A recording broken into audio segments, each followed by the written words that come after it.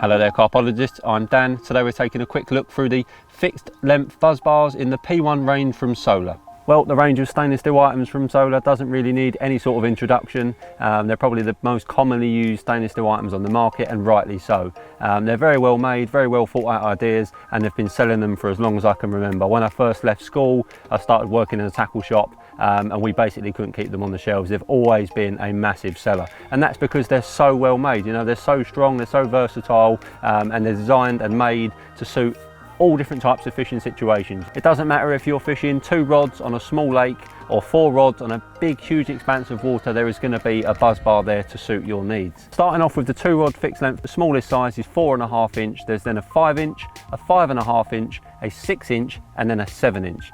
So depending on how far apart you have your front and your rear rest and how much of a splay you want, there will be a buzz bar there to suit you perfectly.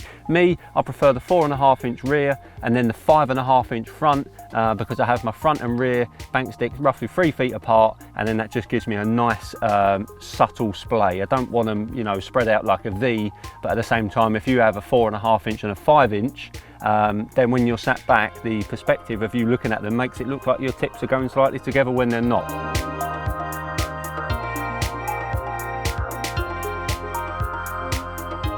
Moving on to the 3 rod fixed length buzz bars, they're available in a 10 inch, 11 inch, 12 inch or 13 inch. Again, it gives you choices when it comes to how much of a splay you want on your rods, and it all depends on what reel you use to allow for the reel handles. And again, it also depends on how far apart you have your front and your rear bank sticks, because the further apart you have them, the bigger the difference you want in the size. So if you have your front and back uprights say 4 or 5 feet apart, you're going to want a big difference between the length of your buzz bars, i.e. you probably want to use a 10 inch rear and a 13 inch front buzz bar to give you a subtle splay. If you used those exact size buzz bars but had your front and your back bank sticks really close together, you would end up with a massive splay because the angle is over a much shorter distance.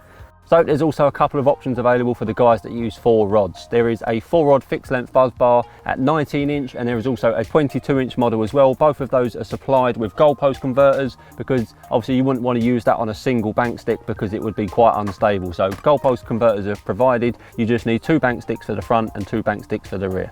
The buzz bars are made from a solid stainless steel bar, so whether you treat your gear well or you abuse it like I do, they should last you a lifetime.